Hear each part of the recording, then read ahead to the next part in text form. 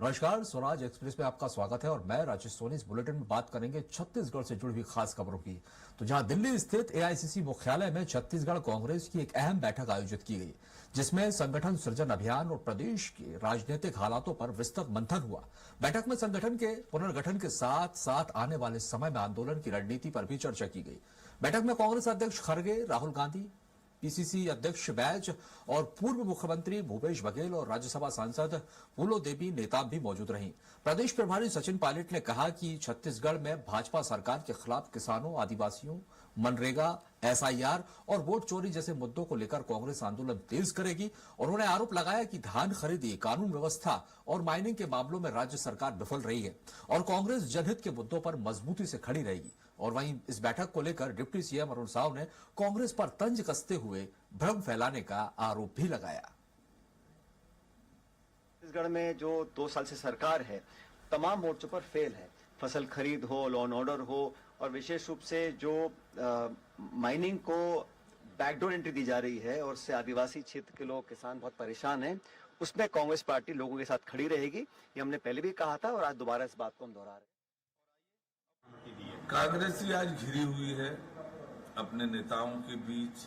जनता प्रश्न करती है कांग्रेस से। आज कांग्रेस जिस दशा में आज पहुंच गई है, भारतीय जनता पार्टी की सरकारें, केंद्र सरकार हो, राज्य सरकार हो, राष्ट्रहित और जनहित में लगातार काम कर रही है। यह मुद्दा विहीन।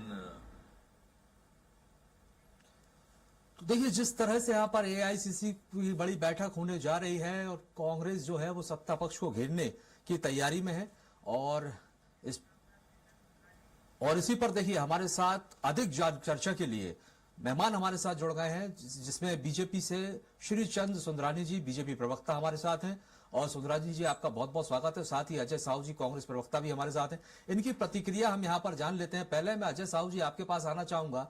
जिस तरह से एआईसीसी में की बैठक ये होने जा रही है, एक बड़ी रणनीति आप लोग बनाने जा रहे हैं और किस रणनीति के साथ आप सरकार को घेरने की कोशिश कर रहे हैं, क्योंकि बड़ा तंज यहां पर कसा जा रहा है।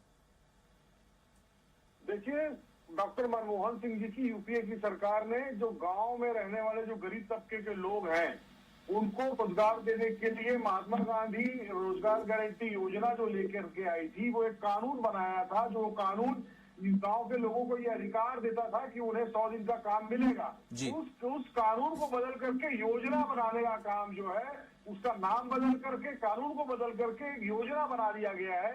केंद्र की मोदी सरकार ने ये जो साजिश रची है कि गांव के गरीब लोगों के पेट में लात मारने का जो प्रयास किया है, इसके खिलाफ कांग्रेस पार्टी ने आंदोलन खड़ा किया है। लगातार 45 दिनों तक हम इस मुद्दे को लेकर के गांव-गांव में जा रहे हैं और मनरेगा के जो वर्कर थे, उनसे हम बात कर रहे हैं। साथ ही जो मनरेगा का जो मूल, उसकी जो आत्मा थी, उसको नष्ट करने का काम ऐसे किया है कि पहले ये जो कानून था, इसका पूरा पैसा केंद्र की सरकार दिया करती थी, उसमें 60-40 का रेशियो ले आया गया है। जब पूरा पैसा केंद्र का होता था तो राज्य सरकार जो है वो 100 दिन का जो काम है वो लोगों को नहीं दे पाती थी। जब राज्य सरकार को पैसा भी देना होगा तो आप कैसे समझ सकते हैं कि गांव के लोगों को काम मिलेगा? नंबर 1। नंबर 2, जो एसआईआर की बात है, छत्तीसगढ़ में अभी चुनाव 3 साल बाद है और एसआईआर को लेकर के जिस तरीके से 29 लाख लोगों के नाम काटे गए हैं, ये भी बहुत बड़ी समस्या है। इन सारी चीजों को लेकर के हमने दिल्ली में जो एआईसीसी की बैठक हुई है और अखिल भारतीय कांग्रेस कमेटी ये मानती है कि छत्तीसगढ़ जो है वो कांग्रेस बेस्ड प्रदेश है। यहाँ के लोग कांग्रेस के ऊपर विश्वास करते हैं। ठीक है साहू जी, ठीक है, जरा प्रतिक्रिया लेने दीजिए। रुक जाइए। सुंदरानी जी हमारे साथ हैं। सुंदरानी जी, एक बड़ा सवाल, जिस तरह से एसआईआर को लेकर लगातार विपक्ष हमलावर है, मनरेगा को लेकर हमलावर है और कई गंभीर आरोप हैं, और अब देखिए यहां पर एक बड़े आंदोलन की तैयारी ये लोग कर रहे हैं, जिसको लेकर एक रणनीति बनाई जा रही।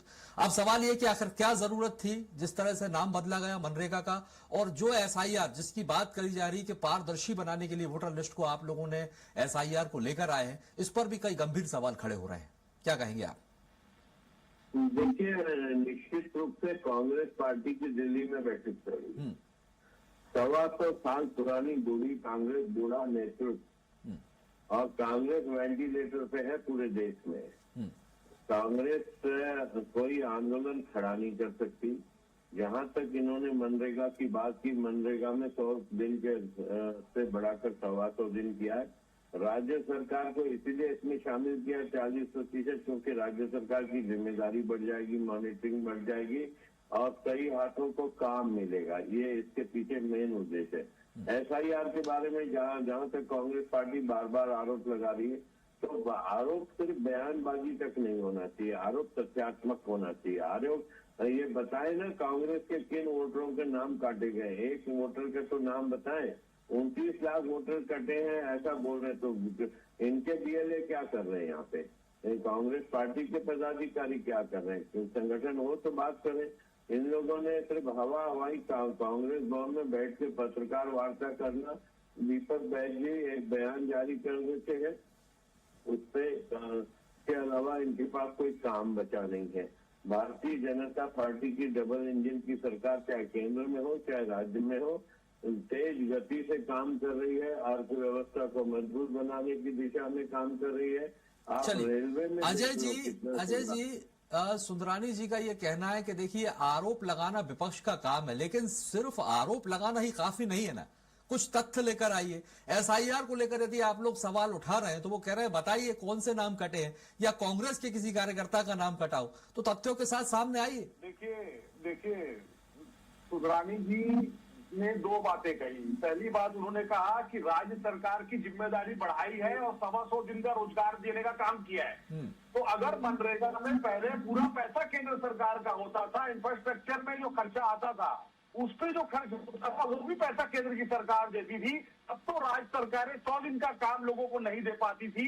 अब जब राज्य सरकार को पैसा भी देना है, राज्यांश की राशि भी देना है, तो इस योजना का क्या होगा ये तो भगवान ही जानता है। ये आप भी समझ सकते हैं, मैं भी समझ सकता हूँ। ये इस योजना को, इस कानून को नष्ट करके लोगों के पेट में लात मारने का काम ये सरकार कर रही है, नंबर 1। नंबर 2, इन्होंने कहा कांग्रेस के किस कार्यकर्ता का नाम कटा। मेरा ये कहना है आज इस प्रदेश के अंदर चुनाव 3 वर्ष के बाद है। SIR करने की और समय अवधि इतना लिमिट रखने की क्या आवश्यकता थी? अगर 3 साल बाद चुनाव है तो BLO को इतना समय दिया जाता कि वो घर घर जाकर के एक एक व्यक्ति को चिन्हित कर सके और जो SIR की प्रक्रिया है वो पारदर्शी तरीके से अच्छे से सुचारू रूप से हो सके।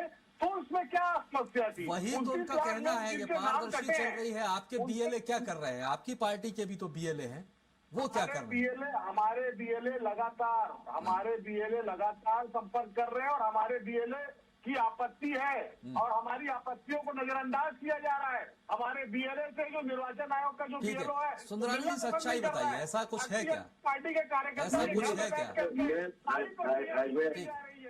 अजय साहू जी बहुत जिम्मेदार कार्यकर्ता है, प्रवक्ता है। मैं ये पूछना चाहूंगा आपके माध्यम से अजय साहू जी से कि ऐसे 150 नाम रायपुर के आपने निकाले हैं क्या जो कांग्रेस मतदाता है उनके नाम कट गए? सिर्फ हवा में तीर चलाना। मतदाता की बात नहीं है सुंदरानी जी, बात यहाँ 29 लाख मतदाताओं की है। वो चाहे कांग्रेस को वोट करें या BJP को वोट करें। बात यहाँ पर सुनिए, बात यहाँ पर कांग्रेस और भाजपा की नहीं है। अजय जी एक बात नहीं, आप लोग कहते हो ना कि दुर्भावना से भारतीय जनता पार्टी दुर्भावना से नाम पार्टी चुनाव आयोग भारतीय जनता पार्टी का कठपुतली। मैं ये कह रहा हूँ कि वही मतदाताओं के नाम कट रहे हैं जो मृत हो गए, जिनकी शादियां हो गई है या डबल मतदाता सूची में नाम थे। किसी के नाम बिहार में भी थे, किसी के नाम रायपुर में भी थे। उन्हीं मतदाताओं के नाम ओडिशा में भी है और छत्तीसगढ़ में भी है। ऐसे बहुत सारे मतदाताओं के नाम, जैसे मेरे जैसे व्यक्ति के 2 विधानसभा में नाम थे, तो मेरे परिवार के 2 विधानसभा में नाम थे, तो ये स्वाभाविक है वो एक विधानसभा में रहेंगे। ऐसे मतदाता शिफ्ट हो गए, बहुत सारे बड़े पैमाने पर मतदाता शिफ्ट हो जाते हैं, बॉम्बे चले जाते हैं, यहाँ से बिहार चले जाते हैं, यहाँ से उत्तर प्रदेश चले जाते हैं, महाराष्ट्र चले जाते हैं। चलिए, निश्चित तौर पर देखिए SIR की यदि बात की जाती है तो पारदर्शी होना चाहिए और जरूरी भी है कि एक वोटर जो है उसका नाम एक ही जगह पर हो, ना कि और जगह पर, जिसका दुरुपयोग भी नहीं हो। लेकिन एक बात जरूर है, यहां पर कोई वोटर छूटना भी नहीं चाहिए, यह भी बहुत जरूरी हो जाता है, क्योंकि मताधिकार सबका अधिकार होता है। साथ ही मनरेगा को लेकर भी यहां पर घेरने की बात चल रही है कि आखिर नाम बदलने की क्या जरूरत थी। बहरहाल देखने वाली बात होगी। आप दोनों का बहुत बहुत शुक्रिया हमारे साथ जुड़ने के लिए। सुंदरानी जी और अजय साहू जी।